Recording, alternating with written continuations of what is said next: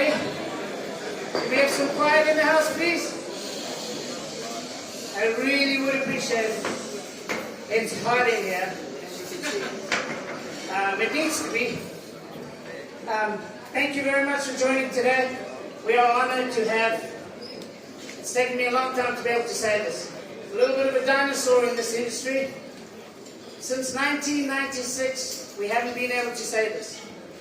His name is Donovan Bailey, and he was the last Olympic 100-meter champion that we as Adidas had. That was until a couple of days ago, because now I am proud to say we have the 100-meter Olympic gold medal.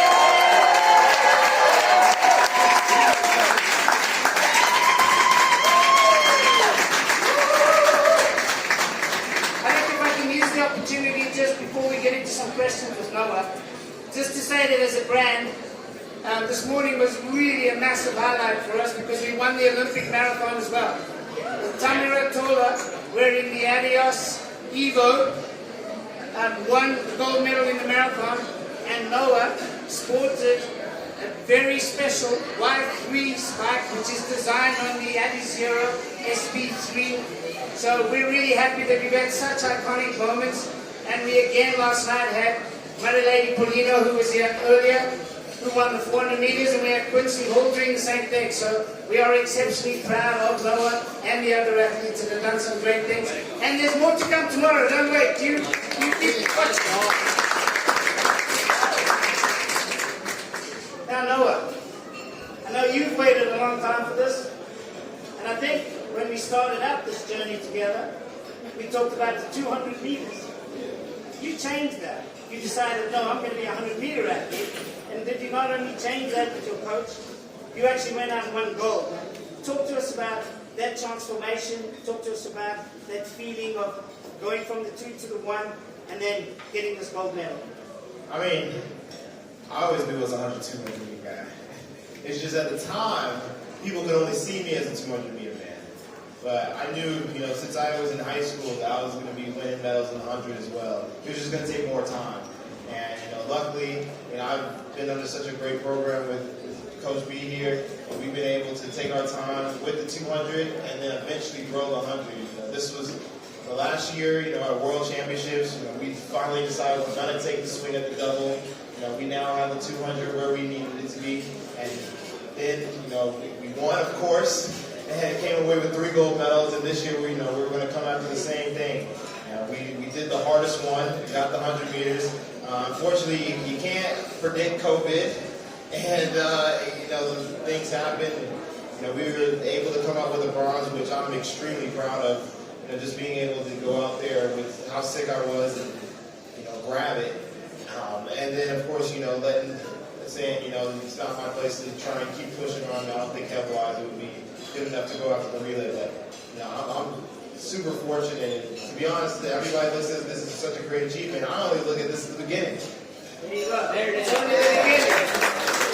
Let me introduce coach extraordinaire, Lance Browman, who has a long history of Olympic champions and world champions. You can name them. I'll leave that to him. But the Veronica Campbells, the Tyson Gays, etc. There's a long list of them. He's one of the most decorated coaches in the industry. So, Lance, to you, congratulations to you as well, because this is as much yours as what is Noah's. Talk to us about that race. How do you feel? Because we know that you've done all the work. We've seen it. I've been privileged enough to see that happening. But how do you feel while Noah's running? Well, I'll start off by just talking about the race real quick because I'm better at the rest of this stuff. So, the race itself, I thought it set up well from where I was standing at. The reaction was a little off from where we've been planning things, but as far as the actual start mechanics, the acceleration process, how we got into top end speed, and how we finished the race, which everyone saw, were spot on. I gave him some numbers before we even came here on different parts of the race and 10-meter segments, and from everything from 40 meters on, he hit dead on. So, he came in great shape. He proved that he was the best in the world, and that's where we're at. As far as how I felt, you know, I was pretty excited to say the least. Probably more excited than I usually get. But, you know, also you probably see that on TV in this next series that comes out. So, That's a great segue. How did you feel, Noah? Coach has broken the race down, certain things that you've been working on, you didn't quite hit. During the race, did you also feel that way? I hit this, I didn't, I'm on. And then the last question is, at what point did you say, I got this? Just give me a second. Excuse me, everybody. If you'd like to keep quiet, please. If you want to have a conversation, please go out on the terrace. Have some respect.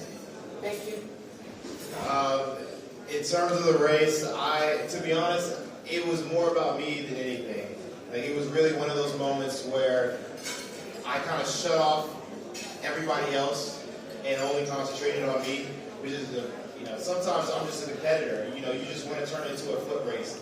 But, you know, I kind of had that mindset of aggression, attack in the semis, and I was like, you know, it was good, but it wasn't what I knew I could do. And you know, me and my therapist were like, hey, you need to go in there and you need to let loose. You need to, you know, stop holding on, stop trying to hold on to the aggression. You need to just be you, be that little kid who was just running the street and get after it. And I'm like, all right, that's what I'm gonna do. And ever since then, we were the warm up, and we were going through our last few drills, and all I could, you know, keep thinking of was just be me, be loose, get after it. And you know, the gun goes off, and everybody's like, "Oh, you were in last place." I'm gonna be honest, I couldn't tell.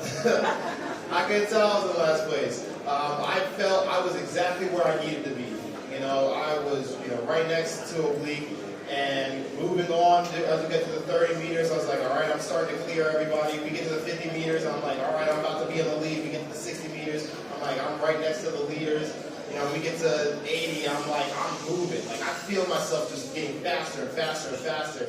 And finally, we get to the, you know, the last 5 meters, and I'm like, I don't know if I'm in the lead, but I need to dip because I can't see where I am, so I'm going to have to go for a dip. And, you know, at first I thought it was I dipped too early, and we crossed the line, and, you know, we're looking up at the scoreboard, and I'm going to be honest, I didn't think I won because I couldn't see from so far over. I was in lane 7, and Kashane was over in lane 4, and Fred was in lane 3, so I couldn't see anything. And, you know, finally the name comes up, and for a second there, I was almost shocked because I was like, this is not how I envisioned it. But, you know, I believed it because I knew I was the champion. I just knew. I knew that it had to be me because it wasn't going to make a mistake like that. Not for this close of a race. Well, you certainly didn't leave it too late. You did just right. Now, Coach, over to you, because he's taken 2 of my next questions away, but did you think that Noah had won? Be open and honest when you were standing there watching. I'll be open and honest. I told the rest of the team around me, Noah didn't win. That's okay. I didn't think I won either. It's all right. I was standing where I usually do on the backstretch, which was kind of in line with the finish line.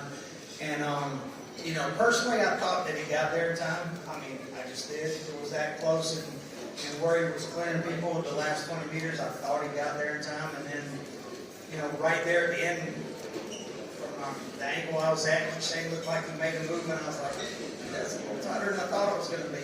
So, you know, I was hopeful. I thought so, but I wasn't sure. So, you know, I kind of walked down so I could see the scoreboard and then it flashed, and I was like, oh, okay. So, I got pretty excited from that point. Well done. One last question on the 100 meters before we move on.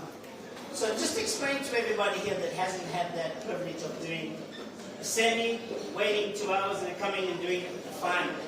What is that like? Because you built yourself up, you've run a race, now you've got to kind of cool down, cool back up, get in that call room and go out and run again. Talk us through that process from both of you. It's a question to you and also to you. Yeah, from an athlete's point, it's very quick. It's very quick because you finish the semis and you're hoping that you don't have to be a time qualifier because you want to get back to the warm-up area as soon as possible. You don't go through the long, winding road up all of the TV cameras and, you know, you're being, you know, rushed back to the warm-up area. You get to the warm-up area and like, all right, we got to get our legs up. We need to get a flush. We need to do whatever activation drill is possible. And while you're doing that, you know, me and Coach are going over the race and, you know, I get on the phone with my sports therapist like, hey, this is how we're going to have a mindset going into the next race. And from there, you kind of just try to calm yourself. And then, you know, you coach will come over and say, hey, this is when you need to start warming up. And ever since then, it's like the mindset is, win, win, win. These are the steps I'm taking. These are all the drills that I'm going to be taking to win this race. And I'm going to make sure that each one of them feel good. And even if it's not going to feel good, you're going to keep telling yourself it does feel good. And until it does happen.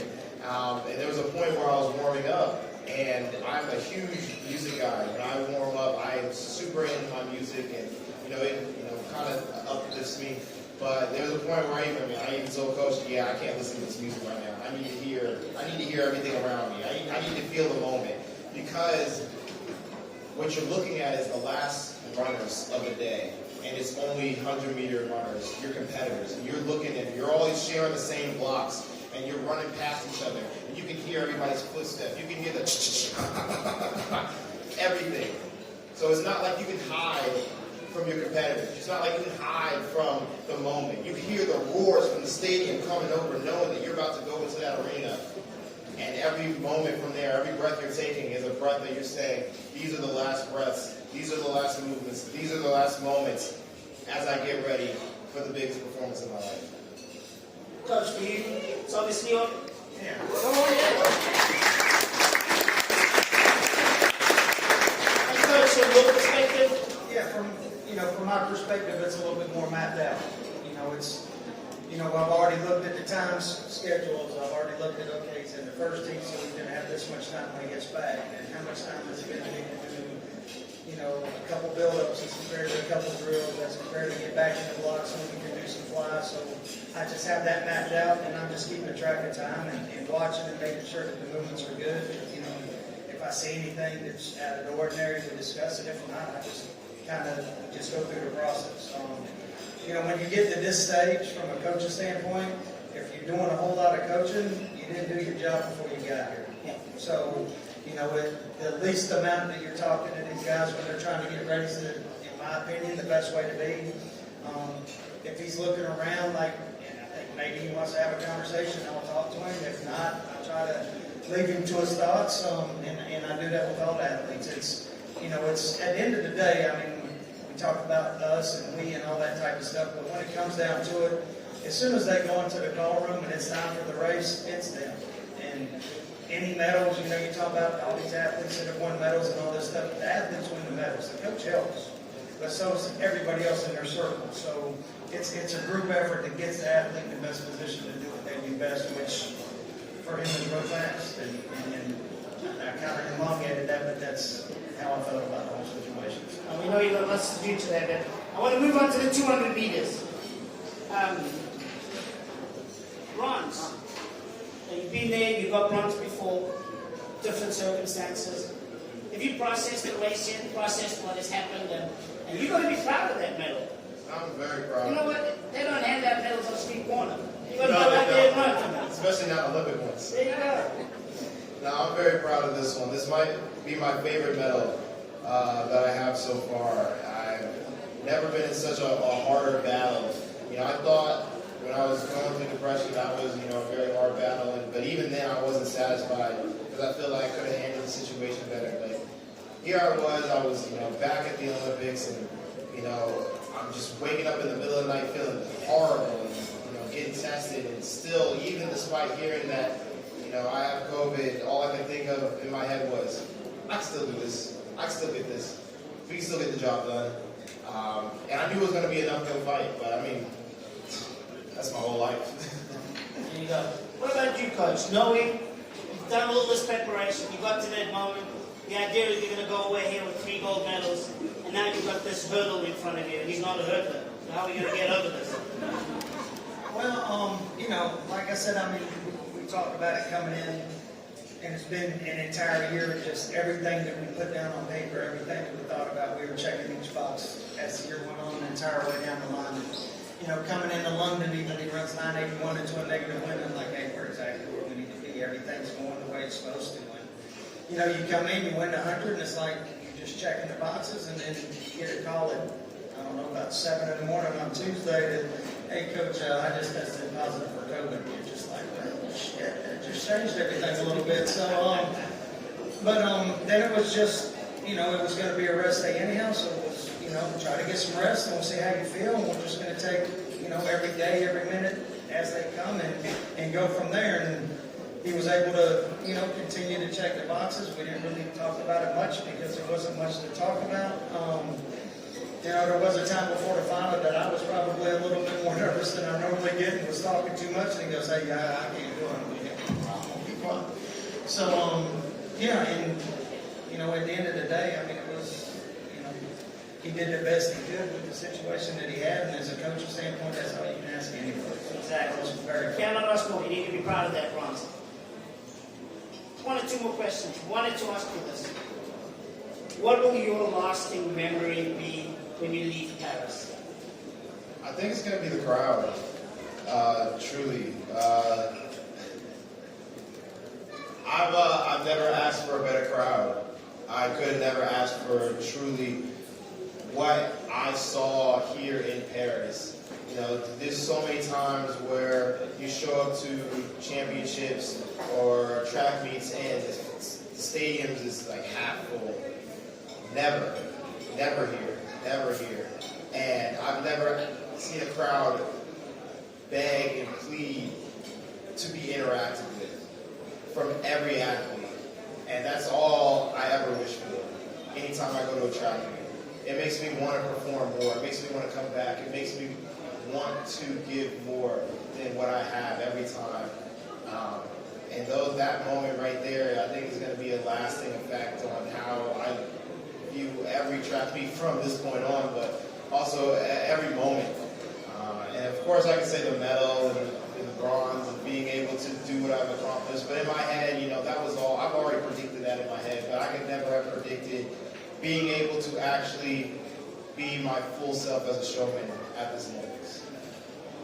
One last question before we go to some questions from the floor. You talk a lot about the sport and what needs to change, and you've been, catalyst as far as that goes. I'm not going to go down that road because we don't have another 45 minutes. What we're going to do is ask you one last question, and that is, what is your advice to that next gen sprinter? Advice you're going to give yourself if you were in their position at 16? Yeah, my advice has always been the same. It's one, to have fun, do what you love, because when the times get hard, you're going to have to rely on that true passion that you have. And the other is, just because somebody hasn't done it doesn't mean that somebody can't do it. I'm an advocate for that. I grew up with asthma all my life. I've dealt with ADD, dyslexia, extreme allergies. I've gotten COVID. I've gotten H1N1. I've gotten almost every sickness you could think of and still prevailed.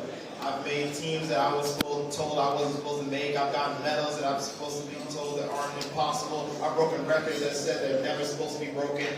Just because it hasn't been done doesn't mean it can't be done. And just because somebody says you can't do it doesn't mean you can. It's all about how you decide that you're going to take that journey. And don't take it alone, because it's a lot easier with somebody you can trust and somebody who believes in you. But when nobody does believe in you, God believes in you. We've run out of time, so I'm not able to go to the floor. What I am going to do is give Noah a special gift, which is then going to set up for a photo opportunity. Something from the team. So if you can be ready, I think you need to stand up for this. So you can bring it in. Thanks, Noah. Oh, wow.